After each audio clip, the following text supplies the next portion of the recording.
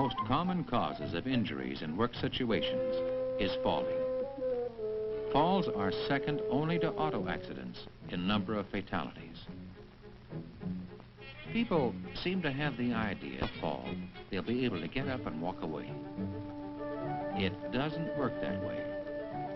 Falls can bring the lifelong miseries and limitations of a chronic bad back, or the daily discomfort and insecurity of a trick knee, or the end of wage-earning days. When a person slips, the feet simply slide out from under it. Often, as a result, the unsupported body comes crashing down. Feet can skid easily and unexpectedly in any direction on many kinds of slimy, oily, or greasy materials that can change a good surface into a dangerous one. A very small spot can do the damage. Even if there's no actual fall, a badly wrenched back may be the result. Sometimes the feet go out from under the body because a surface moves out from under them. Balance is a critical factor in falls. Just moving from one place to another at work always involves the possibility of tripping or stumbling over an object, large or small.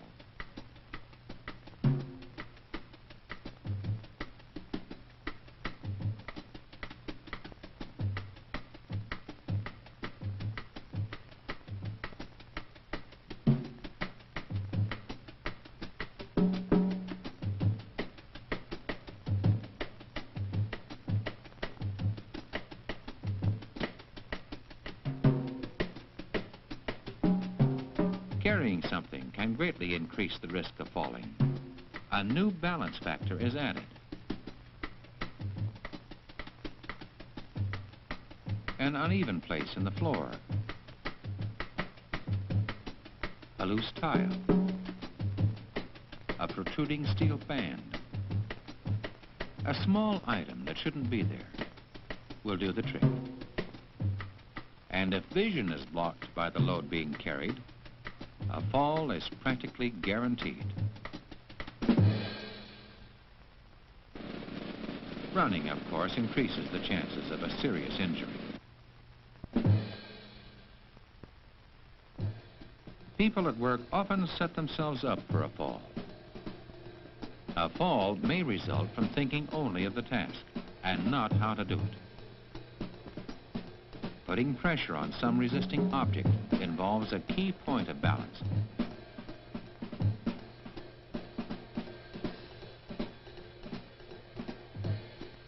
And if the resistance suddenly changes, you can be thrown for a painful fall.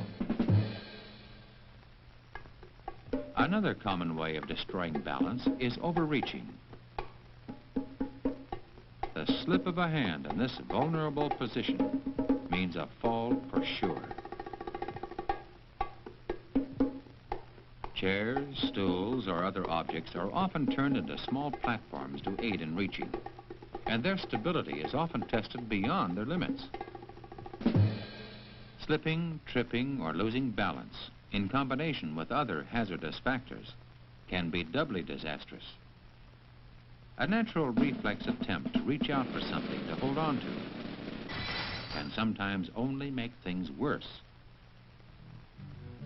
Height is another complicating factor, greatly increasing the seriousness of a fall. But a fracture from falling only one step can take as long to heal as any other.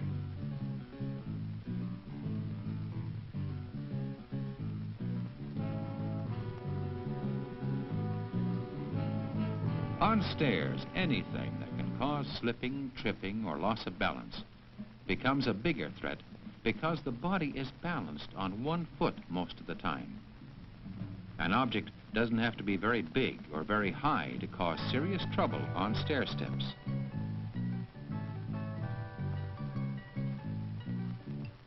When a standard platform or service ladder is bypassed to reach an unusual vantage point,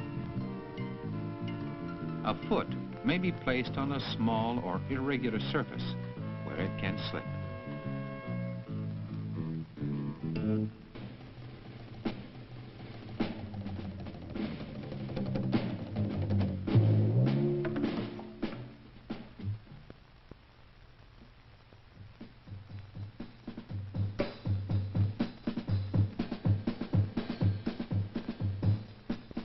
It may look like a shortcut to jump down.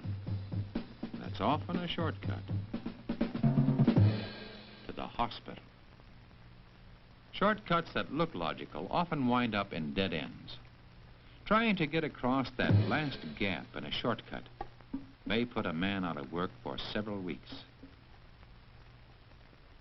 If a man is wearing a safety belt attached to a suspension line fastened to a safe support, even though near a sheer drop in space, he may be in a safer condition than a man 3 or 4 feet off the floor.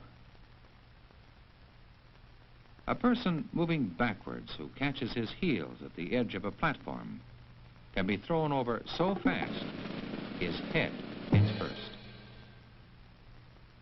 Ladders combine height and balance. They can produce heart-stopping scares when they move just slightly, and bone-fracturing falls when they move enough. The 4-to-1 angle is always the safe position for setting up a ladder. The rule is, set a straight ladder 1/4 as far as the height of its support point. It's particularly important to secure ladders that are leaned against cylindrical or irregular surfaces, or set on uneven surfaces. But no matter how the ladder is set, any heavy pushing or pulling up there can lead to a painful fall.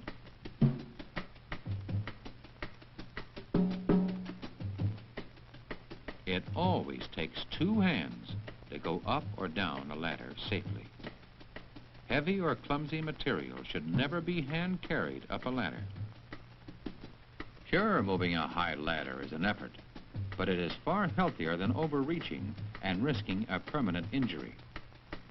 Always remember to keep your belt buckle inside the rails of the ladder you're working on, and you won't reach out too far.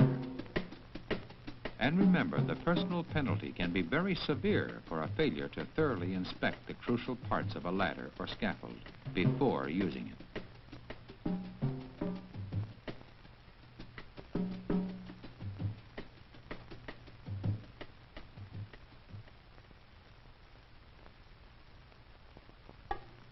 The best trick of all is not to fall.